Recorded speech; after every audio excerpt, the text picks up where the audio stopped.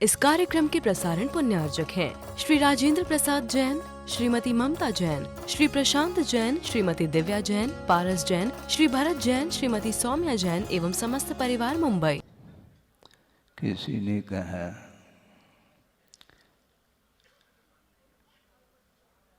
कि महाराज प्रवचन करते हैं, उन शब्दों का प्रभाव पड़ता है क्या? उन्होंने ये कहा कि मेरे ख्याल से कोई प्रभाव नहीं पड़ता है, क्योंकि शब्द है और शब्द पौद्गलिक है, उसका क्या प्रभाव पड़ता है? तो ऐसी स्थिति में ऐसा एक प्रसंग उसके जीवन में आया कि किसी ने उसकी निंदा कर दी, वह टेंशन में आ गया। तो उनको हमने पूछा, ये निंदा की वचन भी तो आखिर वचन ही है, प्रभाव क्यों पड़ रहा है? उपदेश का प्रभाव नहीं, और किसी ने आलोचना कर ली, निंदा कर ली, तो तत्काल प्रतिकार का भाव आता है। इससे स्पष्ट है शब्दों का प्रभाव पड़ता है। रही बात यह है कि धार्मिक क्षेत्र में उपदेश आदि का प्रभाव इसलिए नहीं पड़ रहा है अनुपात से, क्योंकि रुचि की कमी है। रुचि जागृत करने की आवश्यकता है। किसी के अंदर कोई वस्तु खरीदने की भाव नहीं भी है तो कुछ डेकोरेट करते हैं तो खरीदने का भाव जरूर होता है। अपने अपने दुकान को आप डेकोरेट करते हैं तो उसके माध्यम से वह मूल्यवान वस्तु नहीं भी है तो भी खरीदने का भाव आ जाता है। तो उसी प्रकार यहाँ पर है, धार्मिक क्षेत्र में आपको रुचि की आवश्यकता है। वस्तुतः संसार से भीति जिसको है वह व्यक्ति निश्चित रूप से संसार से ऊपर उठने का भाव जिसके अंदर आया है, तो ये मान लेना कि धर्म के प्रति रुचि जागृत हो रही है। जब कष्ट आता है जीवन में, दुख की जब घड़ी आती है तो दोनों हाथ जोड़ लेते हैं आप, हैं? किंतु दुख की घड़ी यदि नहीं आती है तो दोनों हाथ जुड़ते नहीं, बल्कि वह हाथ दिखाता है। बहुत कठिन काम है। हाँ, सुख की घड़ी में भगवान को बहुत जल्दी भूल जाता है। इसलिए साता जिसको बोलते हैं, साता वेदनी कर्म जब विशेष जोर मारता है उस समय भगवान को भी भूलता है वह व्यक्ति। और कठिनाई संकट विपत्ति में आ गया तो उस समय प्रतिपल वह भगवान को याद करता है। ऐसा क्यों? क्योंकि वह दुख उसको रुच नहीं रहा। दुख से ऊपर उठने का भाव उसके अंदर है, इसलिए वह किसी भी प्रकार से दुख से ऊपर उठने के लिए वह प्रभु की आराधना करता है। तो आचार्य ये कहते हैं, तुम प्रभु की आराधना क्यों कर रहे हो? दुख की घड़ी में प्रभु याद आ रहे हैं तुम्हें, जबकि हर पल प्रभु का स्मरण होना चाहिए। क्योंकि जो कुछ भी सुख का वातावरण बना है वह भी जो अतीत में पुण्य का अर्जन किया है उसके प्रतिफल के रूप में ये सामग्री मिली है, ये वैभव मिला है, किंतु ये वैभव नाशवान है। इस प्रकार श्रद्धान जिसके अंदर आ जाता है तो वह व्यक्ति उसको भोगने का भाव नहीं रखता। यदि थोड़ा बहुत भोग भी ले तो भी वह अनिच्छा पूर्वक वो भोगता है। जैसे समझने के लिए, मान लो किसी को बुखार आ गया बुखार आ गया तो बुखार को दूर करने के लिए क्वाथ जिसको बोलते हैं काढ़ा, चिरायता का काढ़ा आप कैसे पीते हैं? फर्क पिया नहीं जाता। हाँ, जिस प्रकार गन्ने का रस पी लेते हैं ऐसे चाव से उस चिरायते के काढ़े को तो कोई नहीं पीता, लेकिन पीना इसलिए पड़ रहा है उसके बिना बुखार दूर नहीं होगा। टेम्परेचर कम करना है तो ये लेना ही पड़ेगा। तो उसी प्रकार सम्यक दृष्टि की वृत्ति रहती है कि एक साधन के रूप में उसको स्वीकारता है, और श्रवण लोग भी इसी प्रकार पंचेंद्र के विषयों का ग्रहण करते हुए भी उससे वो प्रभावित नहीं होते, क्योंकि ये ग्रहण जो किया जा रहा है श्रवण के द्वारा भी, उसके पीछे इंटेंशन क्या है? इंटेंशन ये है कि रत्नत्रय के अनुपालन करने के लिए ग्रहण किया जा रहा है, यही इसका उद्देश्य है। किंतु गृहस्थ ऐसा नहीं। गृहस्थ जो होता है वह भी भोजन इत्यादि करता है, किंतु चाव से करता है। ये चाव क्या है? ये चाव क्या है? उस रुचि जल्दी जल्दी नहीं, वह चूसता रहता है, क्योंकि जल्दी सटक ले अंदर तो मज़ा नहीं। वो छोटे बच्चे जो है ना, जो चॉकलेट वगैरह गोली वगैरह वो चूसते रहते हैं, उसको खाते नहीं। जितने देर तक चूसेंगे उतने देर तक वह स्वाद आएगा। इसको बोलते हैं विषयों का स्वाद संसारी प्राणी लेता रहता है, जबकि विषय ही पतन के लिए कारण है, ऐसा स्पष्ट किया है। पंचेंद्र के जो विषय भोग्य सामग्री है उसके माध्यम से संसारी प्राणी का पतन होता है, और उसके प्रति यदि अरुचि हो गई, ये हमारे लिए अहितकारी है, ये छोड़ने योग्य है, ये मेरे लिए हितकारी नहीं है, इस प्रकार श्रद्धान करने के बाद भी वह आचरण में जब लाता है तब विकास प्रारंभ होता है। श्रद्धान तो कर लेते हैं, किंतु श्रद्धान करने के उपरांत भी उसी को ग्रहण करता है वो। और आचार्य यहाँ तक कहना चाहते हैं, जब तक ये चयन पद्धति रहेगी, चुनाव जिसको बोलते हैं, पंचेंद्र के विषय हैं उसमें चुनाव क्यों है? नाव में बैठो ना, चुनाव क्यों करते हैं आप? नाव में बैठने का अर्थ उसमें समदृष्टि होनी चाहिए, चाहे वह इष्ट हो चाहे अनिष्ट हो, पदार्थ तो पदार्थ है। भोग के शमन के लिए आहार आवश्यक है, उसमें चुनाव क्यों? रुचता नहीं महाराज है। हाँ, चुरा हुआ है लेकिन फिर भी रुच नहीं रहा है। वो चुरा है लेकिन फिर भी वह रुच नहीं रहा, भा नहीं रहा है। ये भाना क्या है ये? इसलिए वह उसमें विशेष और बगारादिक दे देता है, फिर बाद में वह भा जाता है। उसके बिना भात भाता नहीं है। उबली सब्जी है तो उबल तो दिया उसको, उबाल आने के बाद में वह खाने योग्य तो हो गया। लौकी है मान लो, उसको उबाल करके लेते हैं। कच्ची लौकी मेरे ख्याल से कि कोई नहीं खाता होगा, हाँ कच्ची ककड़ी जरूर खाते हैं। ये क्या है? तो ये ऐसा क्यों नहीं पूछो, यह है प्रकृति है।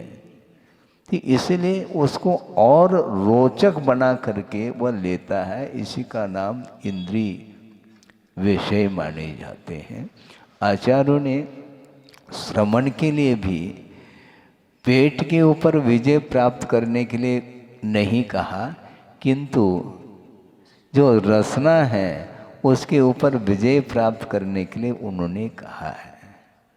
और ये 5 इंद्रिय जो निरोध है, इसको गुण के रूप में स्वीकार किया है 28 मूल गुणों में। तो इसी प्रकार श्रवण की वृत्ति हमेशा निरीह वृत्ति होती है। साधन के रूप में इसको स्वीकार कर लेता है और अपने आत्मा का ध्यान करता है। एक पंक्ति आती है, संस्कृत में है, प्रासंगिक है कि उत्तमा स्वात्म चिंता स्यात्, उत्तमा स्वात्म चिंता स्यात्, देह चिंता च मध्यमा, और अधमा काम चिंता स्यात्, पर चिंता धमा धमा। अब सोचो, उत्तम चिंतन क्या है? आत्मा का चिंतन, आत्म ध्यान जिसको बोलते हैं, वो उत्तम है। लेकिन आत्मचिंतन करने के लिए माध्यम शरीर है, इसलिए थोड़ी बहुत शरीर की ओर भी ध्यान जाता है, तो ये मध्यम कहा। उत्तमा स्वात्म चिंता साथ देह चिंता से मध्यमा, शरीर की ओर थोड़ा ध्यान दो, ज़्यादा नहीं, थोड़ा ध्यान देना। लेकिन इससे ये मध्यम है, किंतु अधम क्या है? काम चिंता, विषयों की चिंता, पंचेंद्र के विषय, उसके प्रति जो रुझान है वह अधम अर्थात पाप रूप है, ऐसा कहा। और इससे भी भयानक वह चीज है पर चिंता, दूसरे के अहित के बारे में चिंता करना, ये अधम से भी अधम कहा है, और यही गर्त तक ले जाने वाला भाव माना जाता है। इसलिए अपने को उस ओर नहीं जाना। संसारी प्राणी की दशा बड़ी विचित्र दशा है। खाने के लिए, पीने के लिए, उठने बैठने के लिए ऐश आराम सब कुछ है, किंतु वह पड़ोस में जो है उसको ज़्यादा क्यों है? ये जो है ना, ये कीड़ा काट रहा है उसको बार बार बार बार। जब तक पड़ोसी इसके बराबर नहीं था, इसके नीचे था, तो सुख की नींद ले रहा था वो है। 2 मंजिला मान लो बिल्डिंग है, मान लो उसमें नींद आ रही है, लेकिन पड़ोस वाले का 5 मंजिल का हो गया, अब क्या? और नींद उड़ गई। पंख है क्या उसको? पंख है क्या? वो नींद उड़ गई, यानी गायब हो गई है। ये क्यों?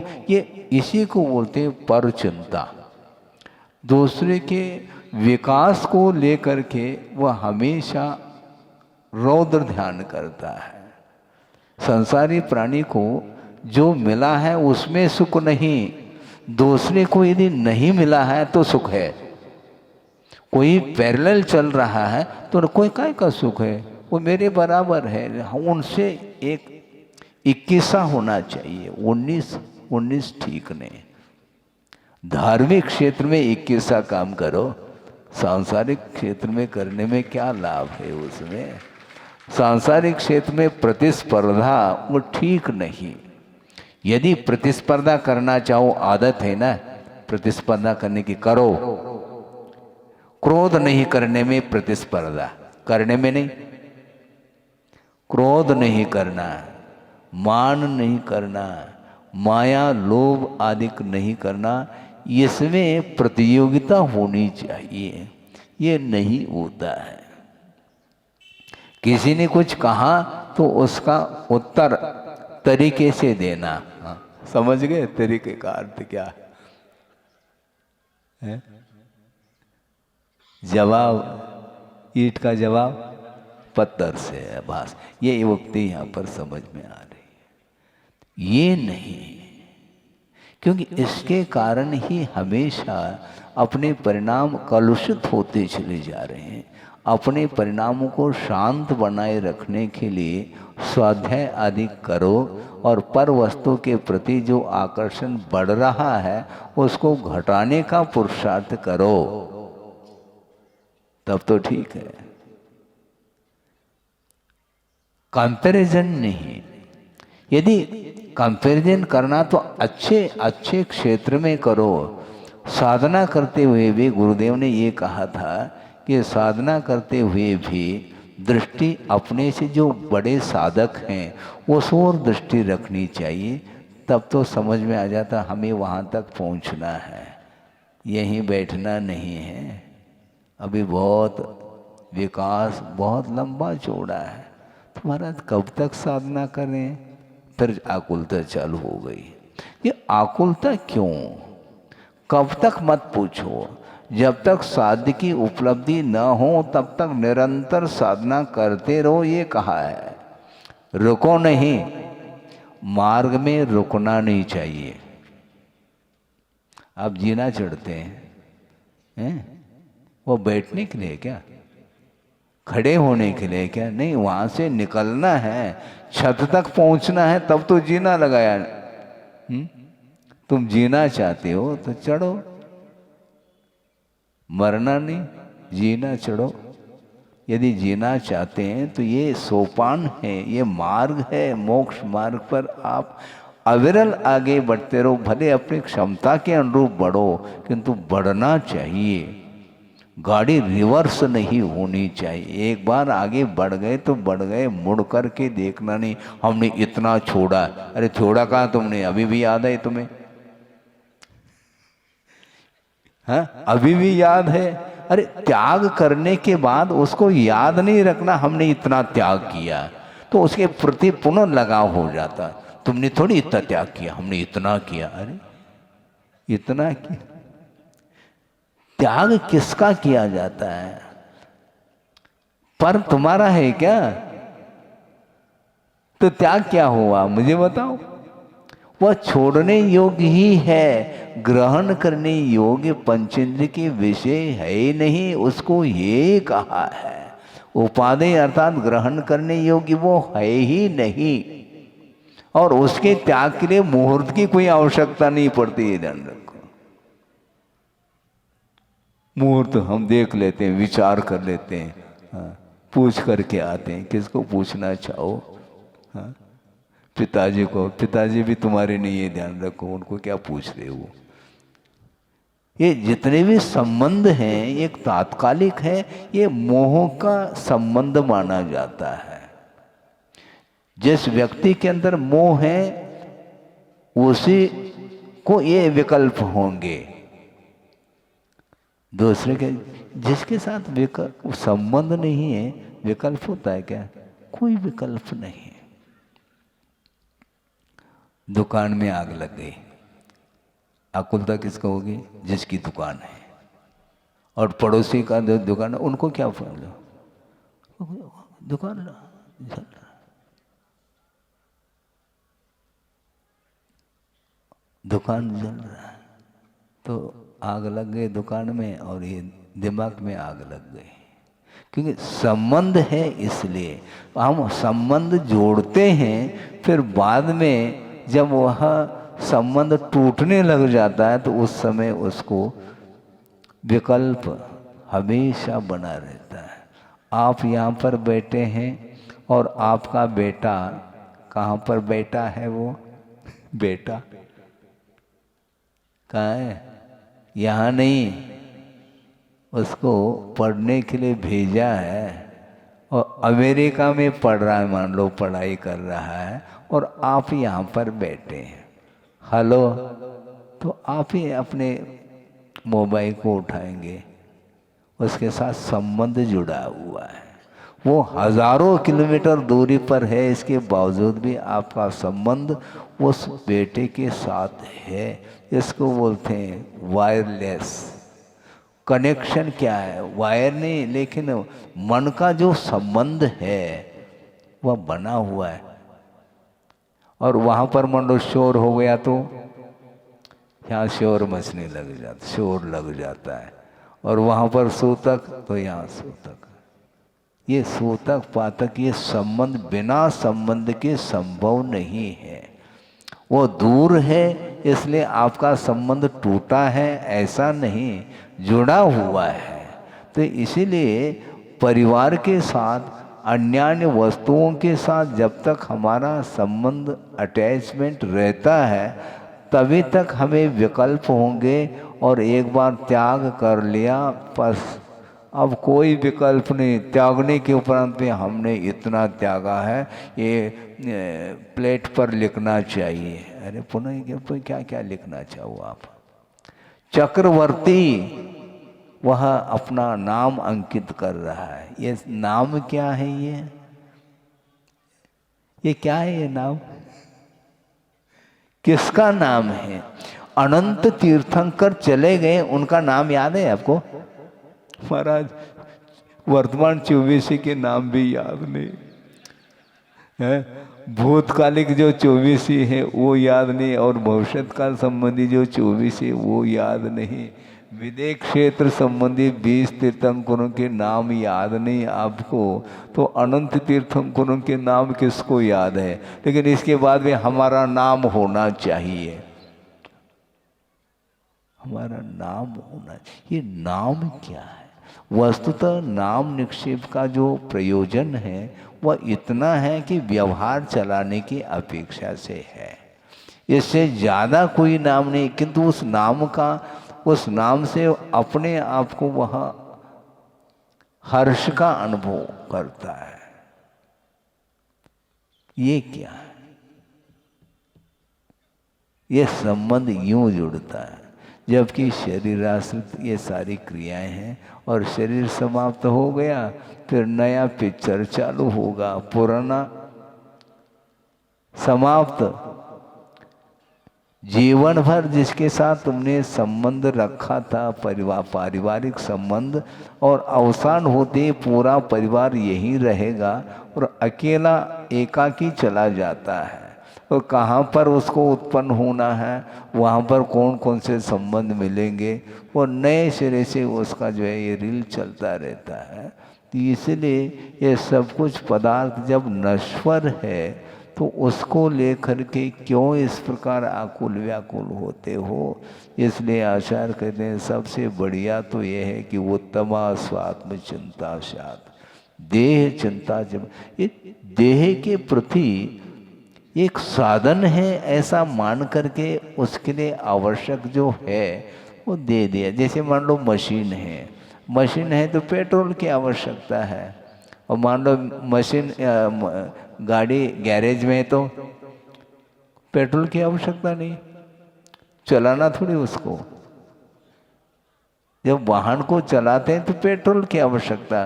तो गुरुदेव का ये कहना था कि इट इज आल्सो मशीन, ये मशीन है, इसके लिए थोड़ी बहुत पेट्रोल की आवश्यकता है, और अच्छे पेट्रोल दो, छना हुआ प्रासुक, प्रासुक दे दो पेट्रोल, लेकिन हिसाब से दो, मशीन को चलाना है। ओवर क्यों? ओवर कोई आवश्यकता नहीं, जितना आवश्यक है उतना दे दिया, बस हो गया। अब पुनः उत्तम स्वात्म चिंता में आ जाता है। इस प्रकार साधक की जो प्रवृत्ति होती है वह हमेशा भीतरी साधना करने के लिए ही वह शरीर के लिए थोड़ा बहुत दे देता है, और वह अपना काम करता रहता है।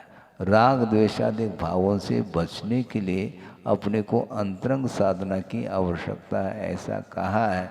महाराज ये जो कुछ भी आप विषय सामने रख रहे हैं ये तो श्रवण के योग्य, हमारे लिए भी तो कछु कहो, तो आपके लिए हम क्या कहें?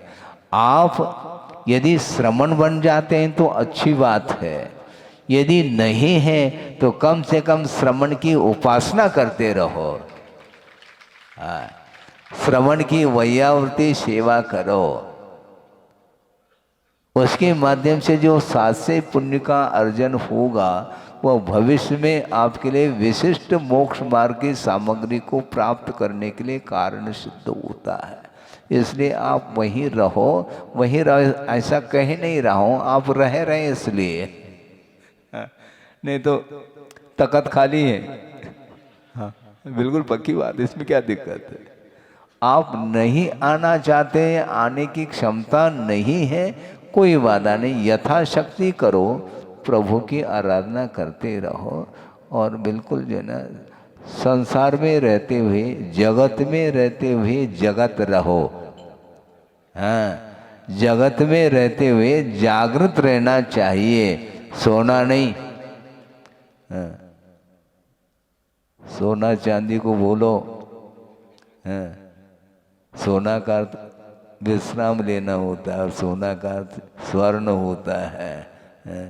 ये ठीक नहीं, सोना चांदी ये वैभव जायदाद वो ये सारे सारे नश्वर है, ये पर वस्तु है और पर वस्तु को लेकर के ही हमेशा विकल्प में आता रहता है, टेंशन बढ़ता है उसको। लॉस हो गया दुकान में तो ये लॉस रह जाता है। हार्ट फेल हो गया, अब क्या करे फिर? तनाव में आ गया, डिप्रेशन में आ गया, वह हार्ट अटैक हो गया, खत्म हो गया वो। क्यों? दुकान लॉस हुआ तो इधर लॉस पड़ा हुआ है। ये संबंध है, ये मोह का एक ऐसा संबंध है, उसको तोड़ना भी चाहो तो वह टूटता नहीं। वो भयानक संबंध है, अटैचमेंट। हाँ, इसलिए श्रमण किसी से भी अटैच नहीं रखते, क्योंकि अटैची छोड़ दी उसने। अटैची छोड़ दी। अब अटैचमेंट क्या वस्तु है? किसी के प्रति भी लगाव नहीं। यदि है भी तो धर्मानुराग है। हाँ, सबके प्रति अनुराग हमारा रहेगा, किंतु वैश्विक कोई भी संबंध, रिलेशन नहीं। सबके प्रति सबका कल्याण हो, सुखी रहे सब जीव जगत के, कोई कभी न घबरावे। ये पंक्ति उनके अंदर हमेशा बनी रहती है। सबको सुख प्राप्त हो भगवान, ये भाव रखते हैं। इसके उपरांत भी किसी खास व्यक्ति से अटैच रखें नहीं, कोई अटैच नहीं। चक्रवर्ती भी हो, सामान्य व्यक्ति भी हो, कोई भी हो, इंद्र हो, जीव सामान्य के प्रति कल्याण की भावना रखने वाला जो होता है वही धर्म ध्यान करता है। हमें धर्म ध्यान करना है। और गुरुदेव ने यहाँ तक कहा कि दूसरे के निमित्त से अपना धर्म ध्यान होता है। आप यहाँ पर नहीं भी बैठते मान लो तो भी हम स्वाध्याय कर लेते हैं।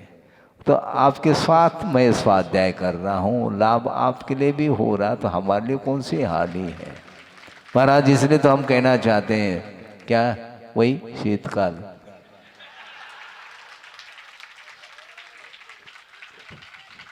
अरे काल व्यतीत हो रहा है, शीतकाली तो है, और क्या 4 दिन हो गए हैं, 5 दिन, ये काल ही तो व्यतीत हो रहा है। शीत का ही काल व्यतीत हो रहा है, और कौन सा व्यतीत नहीं। हमारा अपने संकल्प पूर्वक ने, संकल्प क्या वस्तु, विकल्प क्या वस्तु, जब है तो। लेकिन महाराज वो इसमें हमें विकल्प होता है। परमानेंट नौकरी चाहते हैं, टेम्परेरी परमानेंट चाहते हैं। तो ये परमानेंट और ये टेम्परेरी क्या वस्तु है? वर्तमान में जीवन जीने का हमें पुरुषार्थ करना है। भविष्य के लिए कौन ने देखा है? भविष्य हमारे हाथ में नहीं, वर्तमान ही भविष्य के लिए कारण है। आज जो आप परिणाम करेंगे वही आपके भविष्य के निर्माण के लिए कारण सिद्ध होता है। इसलिए वर्तमान में जियो। लेकिन मुझे शांति नहीं मिलती महाराज।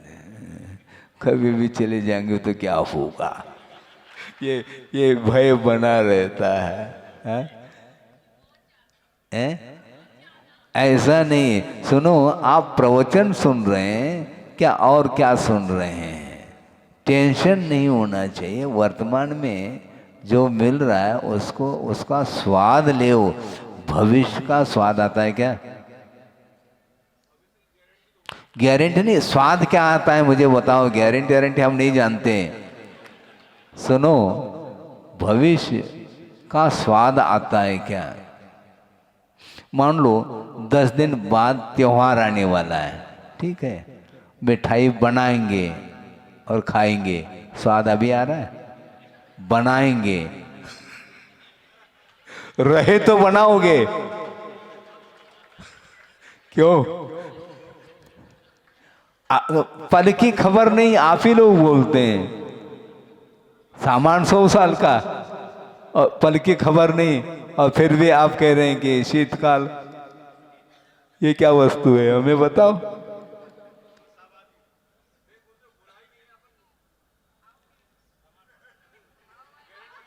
है निश्चित क्या है? निश्चित कुछ भी नहीं। आचार्य महाराज कहते थे कि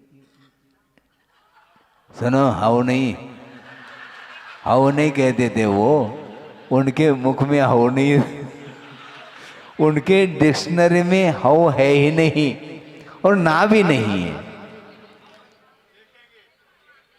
हाँ देखेंगे। हाँ, किसी ने कहा कि महाराज आप देखेंगे देखेंगे, बहुत साल हो गया, कुछ थोड़ा बहुत तो परिवर्तन लाओ। तो गुरुदेव ने कहा हाँ विचार करते हैं। बात वही हो गई घूम फिर करके। Death keeps no calendar. मृत्यु कब आएगी कोई निश्चित नहीं, उसका कोई तारीख डेट तय नहीं है। कभी भी खाते खाते भी लुढ़क सकता है। मुख में मिठाई है और वह खा नहीं पाया और अटैक आ गया, गया। तो ये बुलबुला है। जब बुलबुला है तो हम गारंटी क्या देंगे, हमें बताओ। आप ही कहते हैं हाँ मरना सबको एक दिन अपनी अपनी बार है। हमारी बारी नहीं है महाराज, जिसकी आई हो चला जाएगा। ऐसा नहीं, कभी भी वह सडन आ सकता है। हाँ, जन्म की तारीख फिर भी निश्चित हो सकती है डॉक्टरों के माध्यम से, लेकिन डेथ कब होगा कुछ नहीं कहा जा सकता। इसलिए ये मनुष्य जीवन है, वर्तमान में जीने का हमें पुरुषार्थ करना है, आशा नहीं। जो वर्तमान में है उसी का स्वाद आएगा। 10 दिन बाद आप त्योहार मनाएंगे, जब मनाएंगे, जब मिठाई बनाएंगे, जब बनाएंगे तब है। अभी वर्तमान में तो दाल रोटी ले रहे आप, वो तो ले कम से कम साता से। आकुलता के साथ क्यों ले रहे हो? ये आकुलता ठीक नहीं। हाँ, महाराज ये धर्म भी करने नहीं दे रहे हैं आप। अरे धर्म ही तो करने दे रहा हूं मैं। वर्तमान में धर्म करने के लिए अवसर है, उसका पूरा पूरा लाभ लो। तो इसलिए ये उत्तमा स्वात्म चिंता सा देह चिंता से मध्यमा और अधमा काम चिंता। विषयों की जो आकांक्षा है ये अधम अर्थात पाप रूप है। और इसके आगे और दूसरे के अहित के बारे में सोचना, दूसरे के विनाश के बारे में सोचना, ये पाप से भी भयानक पाप माना जाता है। जो वर्तमान में हमने सुना था युद्ध वगैरह होते हैं, यूक्रेन है, कितने सालों हो गए युद्ध करते करते हैं, 2-2.5 साल से युद्ध कर रहा है, रूस के साथ शायद कर रहा है वो। सोचो विचार करो, ये सब क्या है? ये पर चिंता, दूसरे के अहित के बारे में सोचना ये ठीक नहीं। सभी जीव जिए शांति के साथ, लेकिन है ही नहीं। एक आधिपत्य के कारण ये सब कुछ होता है। स्वामित्व का जो भाव है वही इसके लिए अहित के लिए कारण बन रहा है। सबके ऊपर मैं कंट्रोल, हैंडल मैं करूं। अरे हैंडल करते करते बूढ़े हो गए, अब हैंडओवर करो।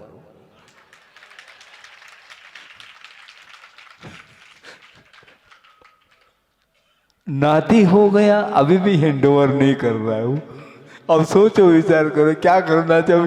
हैंडल करते रहो आप, क्या क्या हैंडल करना है। 2 हाथ है, उसका उपयोग करो, भगवान के सामने हाथ जोड़ो और दूसरे के लिए हैंडओवर करो तो और अच्छा। लेकिन होता नहीं, ये स्वामित्व, ये चाबी छूटती नहीं, क्योंकि चाव है इसलिए चाबी नहीं छूटती। लेकिन वस्तुतः वस्तु का स्वरूप क्या है, इस ओर ध्यान रखेंगे तो बिल्कुल अच्छा नहीं लगेगा संसार। फिर स्वरूप का परिज्ञान होते ही वो छोड़ने के लिए वह तत्पर हो जाता है। महाराज अब नहीं, बहुत हो गया, अब नहीं रहना चाहते हैं। क्यों? बहुत परेशान हो गए। अच्छा, प्रवेश क्यों किया था? संसार में प्रवेश करो फिर परेशानी का अनुभव आ जाता है। महाराज जल्दी जल्दी हमें संग में ले लो। तुमने संग क्यों बनाया? परिवार बनाया तुमने, और उसमें कठिनाई होने लगी तो छोड़ने का भाव रखता है। तो जाना ही नहीं चाहिए।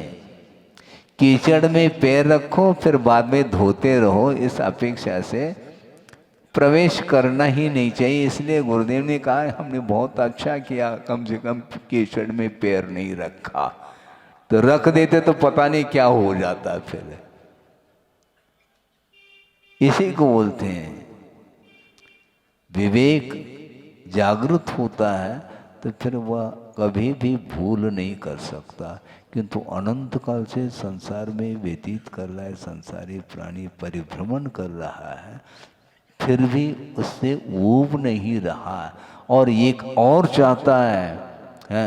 80-90 साल का होने के बाद भी भगवान है क्या नहीं, 100 साल से कोई मतलब नहीं, अभी उठा लो कोई बाधा नहीं, लेकिन इससे भी अच्छी सामग्री मुझे मिलना चाहिए जहाँ पर मुझे आप भेज रहे हैं। भगवान नहीं भेजते हैं, ध्यान रखो, भगवान काय को भेजेंगे। लेकिन मैं जहाँ पर जाऊँ वहाँ पर बिल्कुल राम राज होना चाहिए। ये क्या है? संसार में रमना चाह रहा है तो राम थोड़ी बन पाएगा। वो राम बनना चाहो तो जहाँ रम रहे हैं वहाँ से हटो, छोड़ो वहाँ से गोटे गांव को,